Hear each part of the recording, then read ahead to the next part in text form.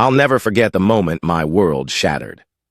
My stepdad, Carl, stood in our packed living room at my 18th birthday party, holding a beer, smirking as he announced to everyone, "Lila's got no future without my cash. She's nothing but a dreamer with no spine."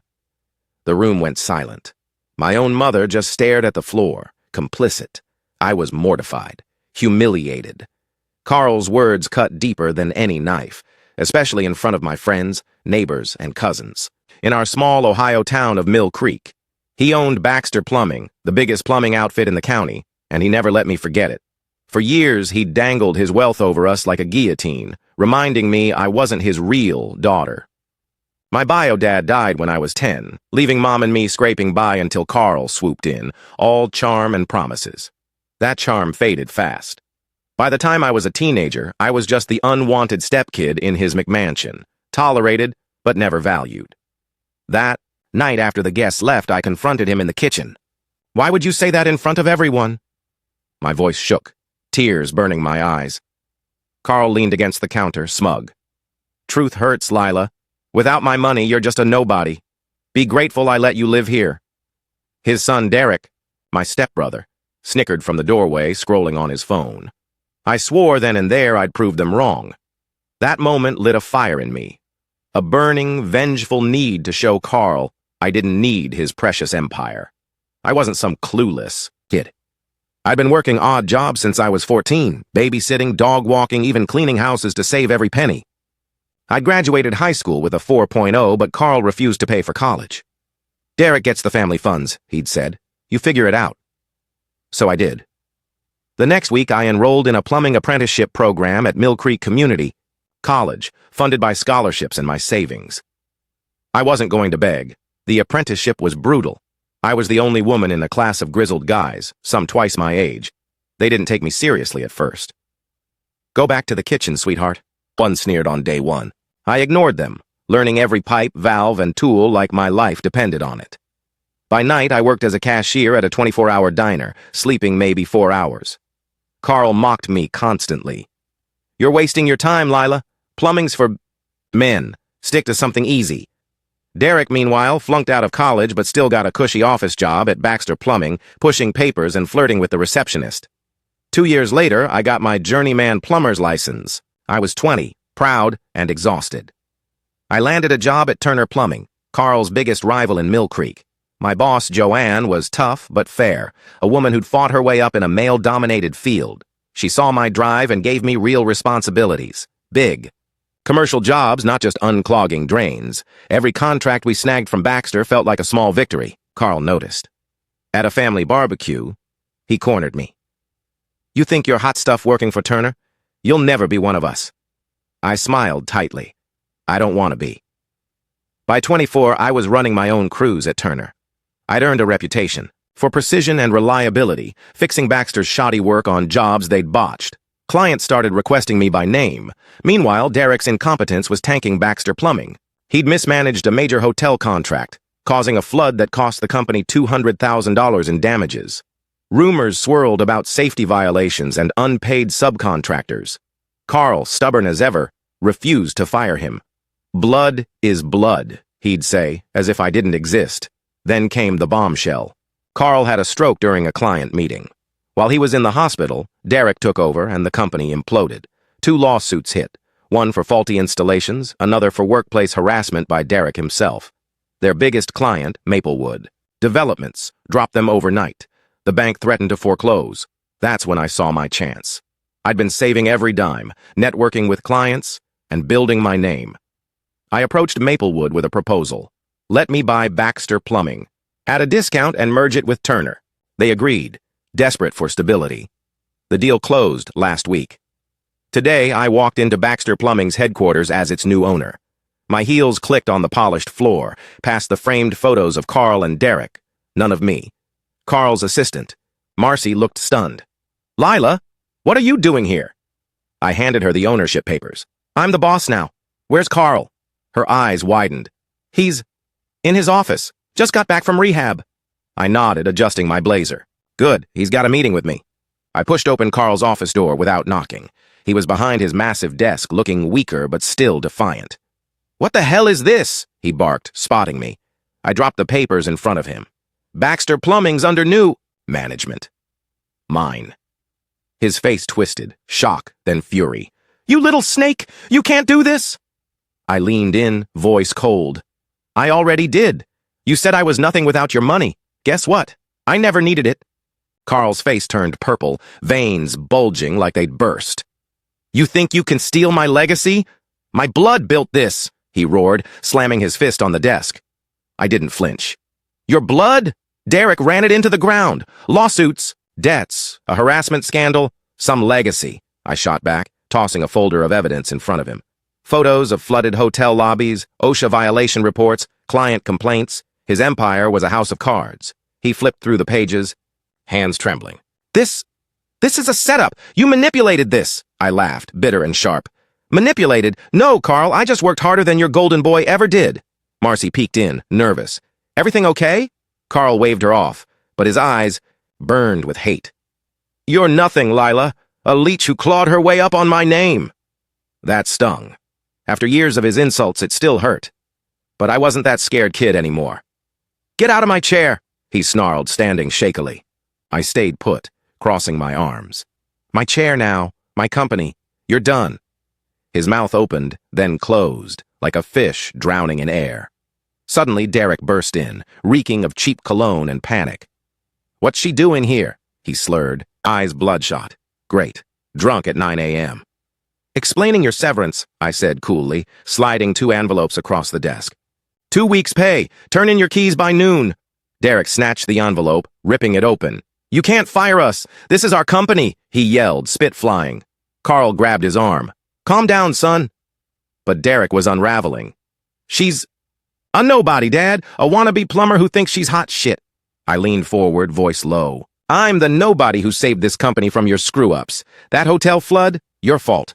The harassment lawsuit? You again. Sit down, Derek. He lunged toward me, fist raised. I dodged, heart pounding as Marcy screamed. 2 security guards. I'd hired big guys in black polos, stormed in. Step back, sir, one growled. Derek froze, rage twisting his face. Carl sank into a chair, clutching his chest. For a second, I thought he'd have another stroke. You planned this for years, didn't you? He wheezed. I met his gaze, unflinching. Ever since you humiliated me at 18. Yeah, I did. The guards escorted them out. Derek cursed the whole way, kicking a trash can in the lobby. Carl went quietly, head down, like a man defeated. I watched from the window as they climbed into Carl's Bentley, probably the last time they'd drive it. My stomach churned with triumph and guilt. Was I a monster for enjoying this? No. They'd earned it. Every cruel word, every sneer, every chance they'd denied me led to this. I called an emergency staff meeting at 11 a.m. The conference room was packed. Plumbers, secretaries, foremen, all whispering. What's going on? One guy muttered. I stepped to the front, heart racing. Baxter Plumbing's under new ownership. Mine. Gasps rippled through the room. Carl and Derek are gone. Effective immediately. Silence. Then, a slow clap from Joanne, my old boss at Turner, who'd joined the merger. Others joined in, hesitant at first, then louder. I know change is scary, I said, voice steady. But I've seen this company's potential. You've been overworked, underpaid, ignored. That ends now.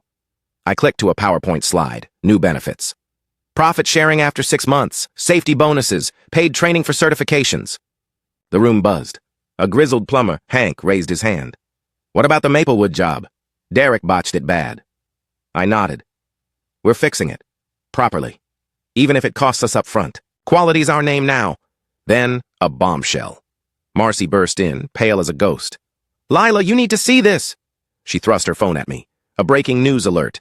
Baxter Plumbing embezzlement scandal. Uncovered. My jaw dropped. Carl had been siphoning funds for years, hundreds of thousands funneled to offshore accounts. How did we miss this? I whispered. Marcy shook her head. He hid it deep. The bank just flagged it. The room erupted in murmurs. That bastard, Hank yelled. I felt sick, angry, betrayed all over again. Carl hadn't just mocked me. He'd robbed his own company blind. Was this why he fought so hard to keep control? To hide his crimes? I turned to the staff, forcing calm. This changes nothing. We're stronger than his lies. I'll handle it. But inside, I was reeling. What else had he hidden? And how much worse could this get? My hands shook as I stared at Marcy's phone. Embezzlement? Carl stole from his own company? I felt like I'd been punched. The conference room buzzed with shock, angry whispers cutting through the air like knives. He screwed us all! Hank spat, his face red. I wanted to scream, to smash something, but I couldn't. Not now. They were watching me. Waiting. Stay calm, I said, voice tight. We'll fix this. But how? My mind raced. The bank's alert said $750,000 was missing, funneled to a Cayman Islands account over a decade. Carl's signature was on every transfer. That smug bastard had been robbing his own workers while preaching family legacy. I pictured him at those fancy dinners, toasting with wine we'd paid for, and my blood boiled. I ended the meeting fast. Go back to work. I'll update you soon. People filed out, muttering. Joanne lingered, her eyes sharp. You okay, Lila? I forced a nod. I have to be. But I wasn't. I locked myself in my office, staring at the framed photo of him and Derek on the desk. Smirking, untouchable, I hurled it into the trash. Good riddance! Marcy knocked, hesitant. The bank's on the phone. They want you. I took a deep breath, picking up the receiver. The manager, Mr. Patel, sounded grim. We've frozen the account, but the money's gone. Carl's been cashing. Out for years. My stomach dropped. What about our loans? Payroll? Patel paused. You're stretched thin. One missed payment and... He didn't finish. He didn't need to. I hung up, panic clawing my chest. We had 60 employees, families depending on us. If the bank called the loans, we'd collapse. All my work, my revenge, my triumph, gone. I paced, mind spinning. Then, a knock. Hank, the plumber, stood there, his weathered face serious. We heard about the money. The crew's with you, Lila, whatever it takes. His words hit hard. These people trusted me. I couldn't let them down. I called an emergency board meeting with Maplewood's reps. They were furious. Carl's theft puts our investment at risk, one barked. I laid out a plan. Transparency with clients, a forensic audit, and a lean budget to stabilize. We're not Carl's company anymore, I said fiercely. We're better. They agreed to extend our credit, but the pressure was crushing. Every day felt like a tightrope walk over a pit of fire. Then the real gut punch came. Late that night, I was combing through Carl's old files when I found a locked drawer. I jimmied it open, heart pounding. Inside, a stack of letters. My name was on them. My real dad's handwriting. I froze. What the hell? My hands trembled as I tore one open. Lila, my girl, it started. If you're reading this, I'm gone, but I need you to know the truth. I stopped breathing. Truth? The letters revealed a nightmare. My dad hadn't died in a car crash like Mom said. He'd been pushed out of his own plumbing business by Carl. They'd been partners, but Carl sabotaged him, forged documents, and bankrupted him. My dad fell into depression, took his own life. Mom knew. She'd kept it secret, marrying Carl to survive. I sank to the floor, sobbing. My whole life was a lie. I confronted Mom the next morning. She opened the door, looking frail, her eyes red. Lila, I cut her off, shoving the letters at her. You lied. Dad didn't die in a crash. Carl destroyed him, and you let him into our lives. She crumpled, tears streaming. I was broke, Lila. You were starving. I had no choice. I wanted to hate her, but her pain was raw, real. I just walked away, heart shattered. Back at the office, I channeled my rage. Carl's betrayal wasn't just personal. It was criminal. I hired a lawyer, Sarah Klein, to sue him for embezzlement and fraud. He's got no assets left, she warned, but we can make him pay in court. I didn't care about the money. I wanted justice. For me. For Dad. For everyone Carl had crushed. But could I really take him down? Or would he slip away again? I stood outside the Mill Creek courthouse, heart hammering. Today was the day. Carl would face me in court for embezzlement and fraud. I wanted to see him squirm. My lawyer, Sarah Klein, adjusted her glasses, voice steady. We've got him, Lila. The evidence is airtight. But doubt gnawed at me. Could Carl really dodge this? He always had. Inside, the courtroom buzzed with tension. Carl sat across the room, gaunt from his stroke, but his eyes still gleamed with defiance. Derek slouched beside him, avoiding my gaze. The judge, a stern woman with gray hair, called order. Sarah presented our case. Bank records, forged signatures, emails proving Carl's theft. Each document felt like a brick in the wall I'd built against him. He'd stolen $750,000 from Baxter Plumbing, leaving us teetering on bankruptcy. Carl's lawyer, some slick guy from Columbus, spun a pathetic story. My client was under stress, made mistakes, but he's no criminal. I snorted. Mistakes? Hiding money in the Caymans was no accident. Then Carl took the stand, voice weak but dripping venom. Lila's out for revenge. She's twisted everything. To steal my company. I gripped the table, nails digging into wood. Liar! Sarah cross-examined him ruthlessly. You signed these transfers, Mr. Baxter. Care to explain why $200,000 went to a shell company in your name? Carl stammered, face reddening. I was protecting the business. The judge raised an eyebrow. I felt a spark of hope. Was he cracking? Then Derek stood, unprompted, shouting, She's a thief! She seduced the board to get our company! The courtroom gasped. My face burned. Seduced? What a pathetic lie. The judge banged her gavel. Order! Sit down, Mr. Baxter. Derek slumped, muttering. I caught Carl's smirk, still pulling strings. Sarah leaned in, whispering, He's desperate. We're winning. But I wasn't so sure. Carl had a knack for slithering out of trouble. I couldn't shake the fear he'd somehow turn this around, leaving me humiliated again. After court, I drove to the office, mind racing. The crew was working overtime to fix the Maplewood job, a sprawling retail complex Derek had botched. Hank greeted me, wiping sweat from his brow. We're ahead of schedule, Lila. Clients are impressed. I forced a smile. Good.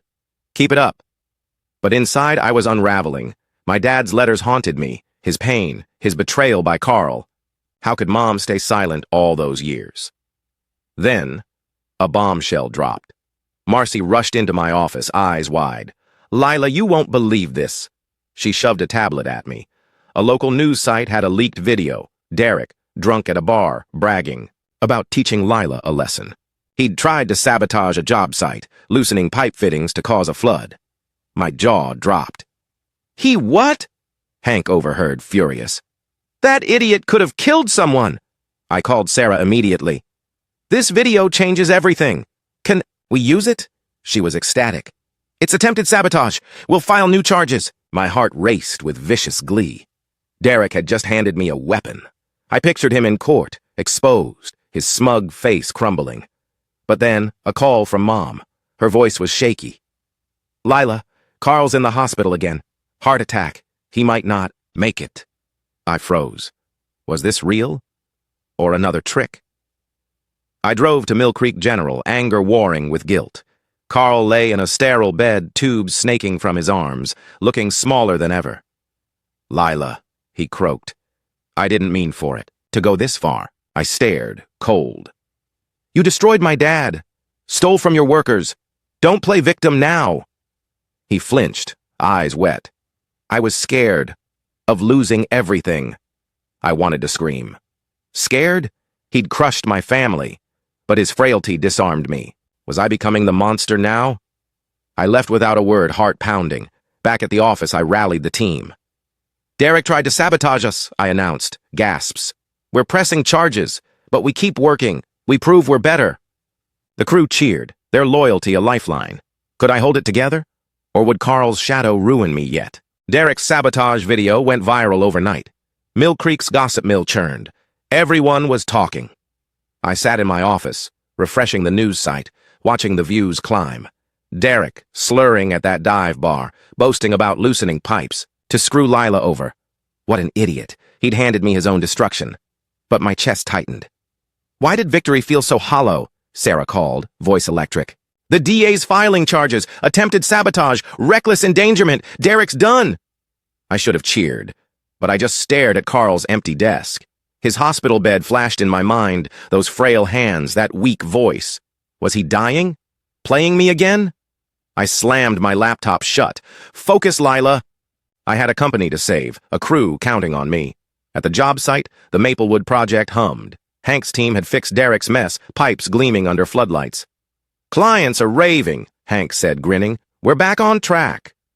I nodded, pride swelling. These people, gruff, sweaty, loyal, were my real family. Not Carl's toxic bloodline. But then, a text from Mom. "Carl's worse. Please come." My stomach lurched. Why should I care? I drove to the hospital, rage simmering. The antiseptic smell hit me like a wave.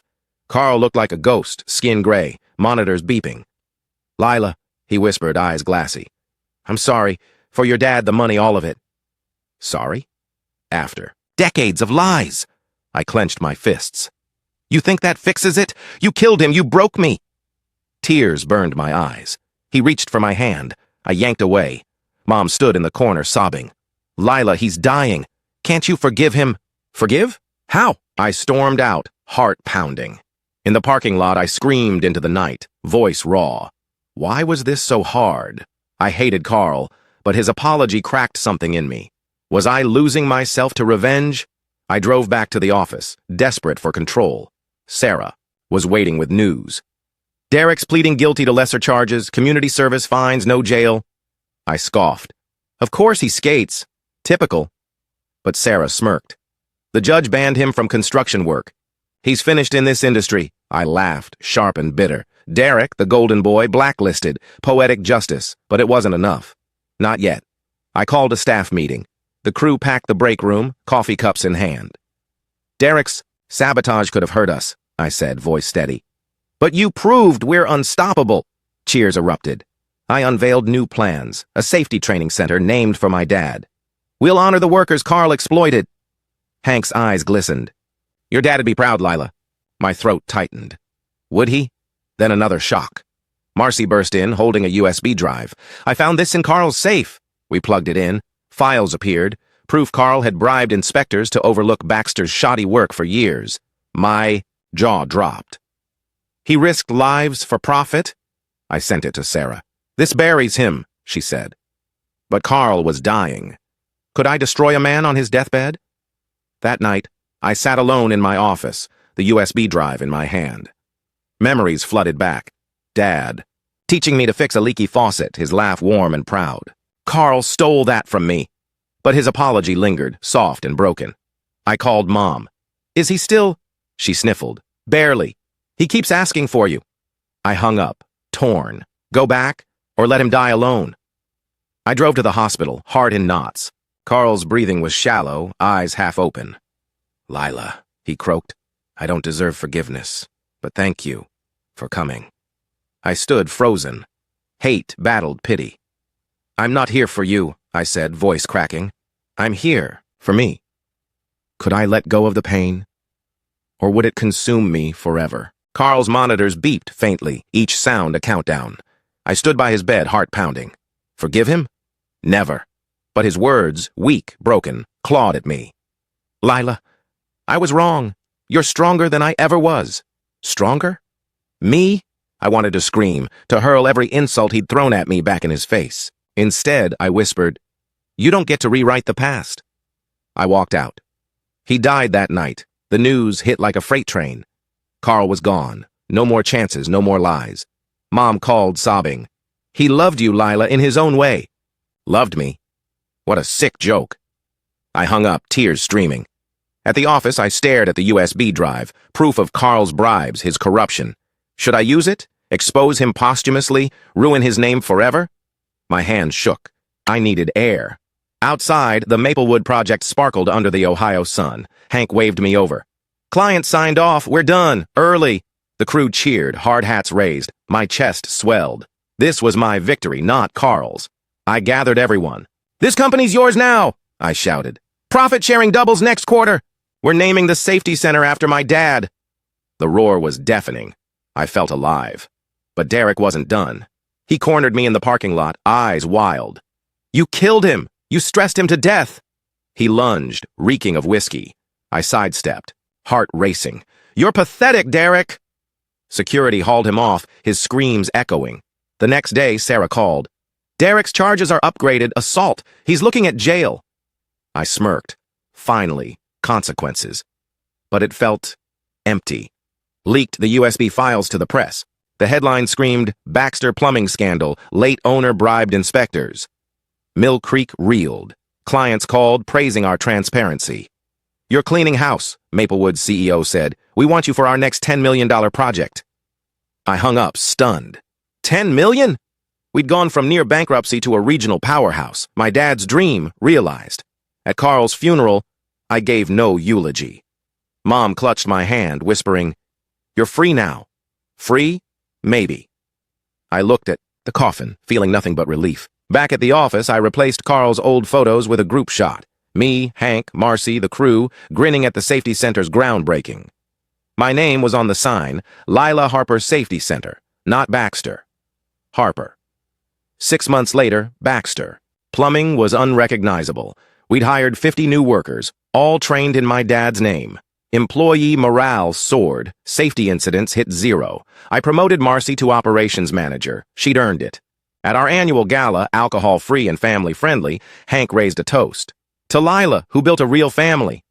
Tears pricked my eyes. This was my legacy. Then, a final twist. A lawyer contacted me. "Your dad left a trust. Carl hid it." My jaw dropped. "What?" "It was $100,000, meant for my education." I laughed, bitter and free. Carl's last secret, undone. I donated it to the safety center, funding scholarships for women in plumbing. "For Dad," I whispered, signing the papers. That night I stood alone in my office, new business cards in hand. Lila Harper, CEO, Baxter Plumbing. No trace of Carl's name. I looked out at the job site, lights glowing, pipes gleaming. I'd turned his empire into something better. Honest, strong, mine. Carl said I'd never amount to anything. He was wrong. I'd built a future, a family, a legacy.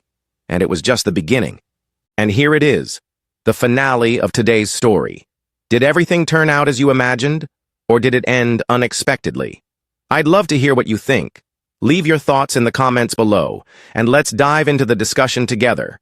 If this story kept you in suspense, don't forget to give it a thumbs up. And if you haven't signed up yet, what are you waiting for? This is your chance to join an incredible community where exciting new stories unfold every day. Click the subscribe button and turn on notifications to stay up to date. Thanks for your attention and see you on your new adventures.